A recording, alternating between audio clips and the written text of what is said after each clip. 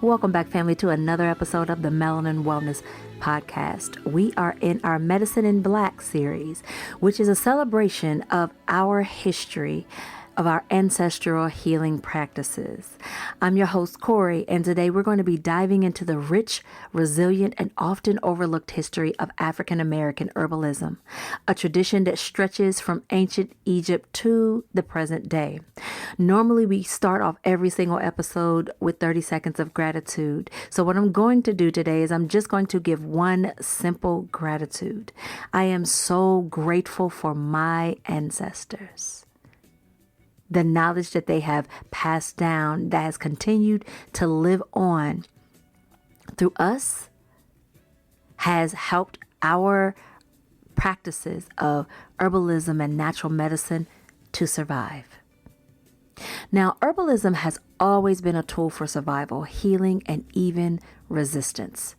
Today, we're spotlighting one of the most widely used healing herbs, basil, and how enslaved Africans in the Americas used it to treat headaches, fevers, and intestinal parasites. But first, let's talk about the roots of African herbal knowledge and how it evolved through cultural exchange, survival, and even appropriation. According to herbalist and historian Sane Muse of Roots of Resistance, African American herbalism is a melange of many cultural traditions with deep origins rooted in African history dating back to ancient Egypt. Africa was and still is a hub of trade, migration, and cultural exchange. And because of this, Arab and Asian healing practices influenced African herbal medicine. Traditional African healing methods incorporated elements from these cultures, blending together indigenous plants with knowledge gained through trade, migration, and even colonization. In places like West and Central Africa, herbal medicine was deeply tied to our spirituality, ancestral knowledge, and oral traditions. Healing was a sacred practice, often passed down through families and guarded within the communities. But when enslaved African people were forced across the Atlantic during the transatlantic slave trade, their herbal knowledge was both preserved and stolen by European enslavers. So despite the brutality of enslavement, our ancestors held onto their knowledge of plants, using what they could to heal themselves and their communities. One of those such plants was basil. Basil was a key medicinal herb used by enslaved Africans in America. It was known to soothe headaches, reduce fevers, and expel intestinal parasites. This was so important because enslaved people often lived in overcrowded, unsanitary conditions where fevers, digestive illnesses, and infections ran rampant. Access to medical care was non-existent, or worse, overseers and enslavers actively denied them care. So instead, they turned to the knowledge passed down from their elders and their ancestors.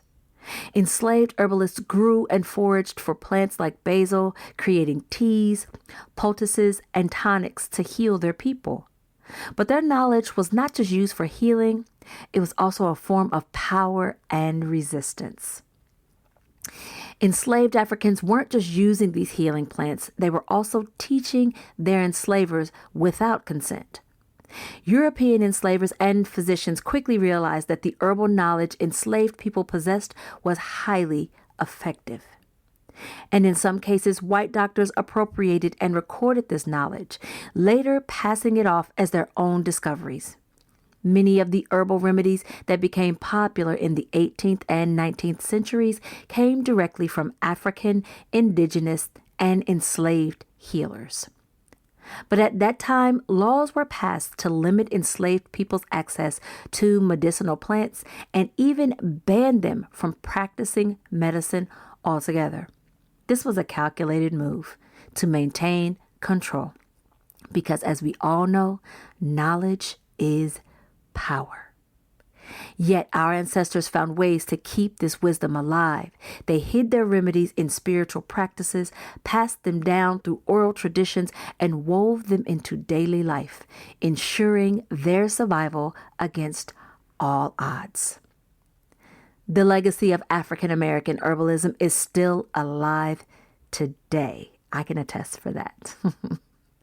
Many of the plant-based healing traditions passed down by enslaved Africans are still in practice, whether in holistic health, herbal medicine, or cultural healing spaces.